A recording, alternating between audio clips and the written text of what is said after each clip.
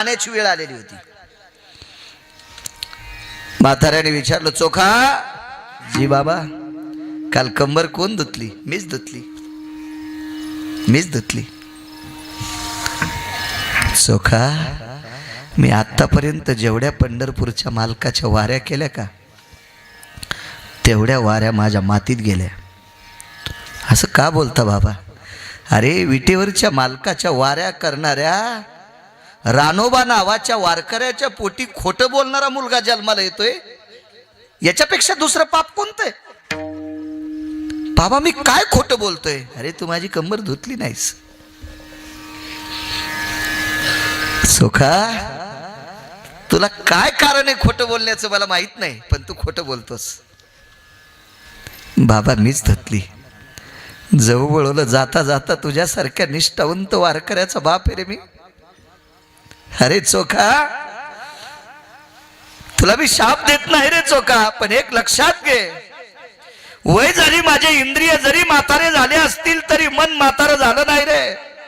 माझं अंतकरण म्हातारं नाही, माझा विवेक म्हातारा नाही, माझी बुद्धी म्हातारी नाही. माझी कंबर धुताना बांगड्यांचा आवाज आलता. माझी कंबर धुताना बांगड्याचा आवाज. माझ्या माईंनो बांगड्या ह्याच्याकरता घाला, एका बाईच्या कपाळावरचं कुंकू बांगडी दाखिल्यावरच राहिलं. तिचं नाव सावित्री. एका बाईच्या नवऱ्याला मारण्याचा पण केला एका म्हाताऱ्यानं. ते म्हातारं गुरुजी मंदिरात गुटके खाऊन थुकणारं नव्हतं, पत्ते खेळणार. ते म्हातारं पितामह भीष्माचार्य होतं. निष्पांडवी पृथ्वी करीन. भगवंतानं सांगितलं, ताई उद्या बुक्का लागतो बाई, चाल म्हणली माझ्या संग. आणि म्हातारे सकाळी पूजा चालू शिबिरात, आणि पाया पडली, हातून आशीर्वाद दिला. अखंड सौभाग्य होती भाऊ, या जन्मातला का पुढच्या? द्रौपदीने विचारलं, या जन्मातला का पुढच्या? आतून म्हाताऱ्याने विचारलं, सोबत कोण आहे? तिने सांगितलं, जोडा सांभाळणार आहे. कपाळाचा मालक सांभाळणारा कृष्ण सोबत होता. अखंड सौभाग्य होती. आशीर्वाद कसा प्राप्त झाला? पाय पडताना बांगड्याचा आवाज आलता. इतकं बांगड्याचे असे 24 प्रकरण आहेत. 2 बस झाले आणि तिसरं हे ऐका. सगळ्या गोळ्या घेतल्यावर रिॲक्शन येतं ना डॉक्टर. माझ्यावर जास्त लक्ष असतं महाराज. 2019 4 फेब्रुवारीचा दिवस अत्यंत घातक होता. 4.5 तासानं जिवंत घोषित डॉक्टरनं सांगावं, आणि त्या अवस्थेत माझ्या तोंडातून वाक्य पडलं, मला जालना हॉस्पिटलला न्या. सकाळी 4:45 माझ्यासाठी डॉक्टर भोसे साहेब उभे होते.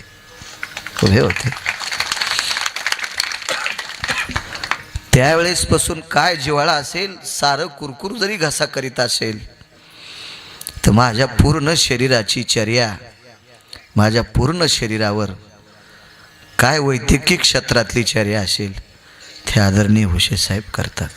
काय देवानं संकेत दिला असेल, त्यांनी देव जाणे, पण माझ्यावर करतात.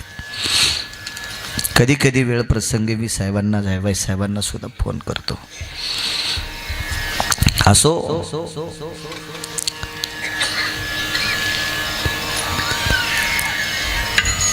चोखा, माझी कंबर धुताना बांगड्यांचा आवाज आला. एक सांगू का रे बाळा? अरे, माझी कंबर धुणाऱ्या 2च महिला येतात. 2च. जिनं तुला 9 महिने 9 दिवस पोटात ठेवलं, ती तुझी आई, माझी पत्नी, ती माझी कंबर धुवू शकती, ती जात राहिली. आणि दुसरी तुझी बहीण, माझी मुलगी, ती बुलढाणा जिल्ह्यात आहे, आपण सोलापूर जिल्ह्यात आहेत. कशी येईल रे तिथून? मग सांग चोखा, माझी कंबर कोण धुतली? सोखोबराच्या डोळ्यातून येणारं पाणी मावत नव्हतं, आणि खाली मान घातली. सांगितलं, बाबा तुमच्या सुनबाईनं धुतली. बोलवतो का 2 मिनिटं? सुनबाई, जी मामांजी, जी शब्द आला, जी आला. म्हणा जाओ म्हाताऱ्या माणसांना, जी तुम्हाला पुण्य लागेल. जी सून सासऱ्याला जी म्हणते ना, मामांजी म्हणते ना, कारभारी म्हणते ना, सासरेबुवा म्हणते ना, तिचे लेकरं तिला म्हातारपणी झोका देतील. माय भगाईत झोका देतील. कधी कधी सासू सासऱ्यांचा आदर करा. इथल्या 10 सुनांनी जरी सासू सासऱ्याचा आदर केला तर गिरगावच्या बाळूला त्याचं पुण्य लागेल. माझा संसार सुखात चालेल. अरे वय झालेली माणसं मुक्या जनावरासारखी असतात. काय करतील ती? अहो त्यांच्या लक्षात येते आपला मुलगा दुराचारी, पण काय करता येत नाही त्यांना. हातपाय तुटलेल्या वाघासारखी जागाव तळमळ करतात. आणि त्या अवस्थेत नका बोचकारी देत जाऊ. आपल्या लेकरं सुखात जगावा ह्याच्याकरता मागच्यांचा आशीर्वाद घेत जा. एवढी गावं जी मी फिरलो ही माझी पुण्याई नाही. माझ्या घरात एखादी अशी आदर्श संपन्न म्हातारी असेल, तिने एखाद्या वारकऱ्याला अर्धी भाकरी दिली असेल, म्हणून मी तुमच्या पुढे बोलतोय. माझं पुण्य नाही, ते पुण्य आहे. अभ्यास करणारे लय लोळायलेत नदीला. कुंटाला ना अभ्यास करणारे लोळायलेत. ताकद त्यांची पूर्वजांची. जवळ बोलवलं, मला उठव रे, आणि पाठीमागे सरकून बसले आणि सुनाला पायथ्याला बसवायला लावलं. बसत नव्हती. कशी बसन सासऱ्याच्या पायथ्याला. आवाज दिला, सोयरा. मी म्हणतोय बसा. बसल्या आणि हातात हात घेतला. 60-65 ओलांडलेला म्हातार सुनबाईचा हात हातात घेतला. त्याच्या अंतकरणावरला अंगावरचा एक एक रोम रडत होता त्या म्हाताऱ्याच्या. बाई, या विश्वाच्या पाठीवर पृथ्वीवर जितके देश असतील त्या देशातला एकटा बी नशिबवान असेल की त्या सासऱ्याची कंबर सुनानं धुतली. त्या सासऱ्याची कंबर सुनानं धुतली.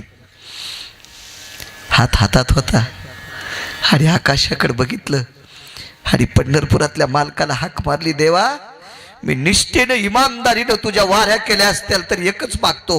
आतापर्यंत लोकांचे सरपण फोडून, रस्ते झाडून, नाल्या उपसून, मेलेली जनावर बाहेर टाकून याच्यावर भाकरी खाल्ल्यात रे. आतापर्यंत फुकट कोणाचं काही खाल्लं नाही. तुला पण आतापर्यंत काही मागितलं नाही, पण आज एक मागतोय. अरे देवा, तुझं भजन करणाऱ्या वारकरी सासऱ्याची कंबर ज्या सुनानं धुतली, तिच्यावर जर कधी प्रसंग आला तर तुझ्या पवित्र हातानं तिची पण घाण धुई. आशीर्वाद दिला, सासरा मृत्यू पावला. म्हणून या सासऱ्याच्या आशीर्वादाच्या बळावर 27 दिवस विटेवरच्या मालकानं तिच्या घरची सेवा केली. करी सेवा निज प्रीती विठोबा रखुमाई.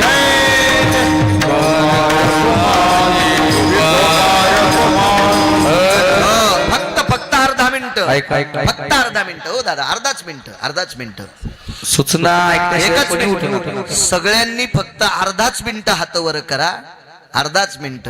हर हर महादेव शंभो काशी.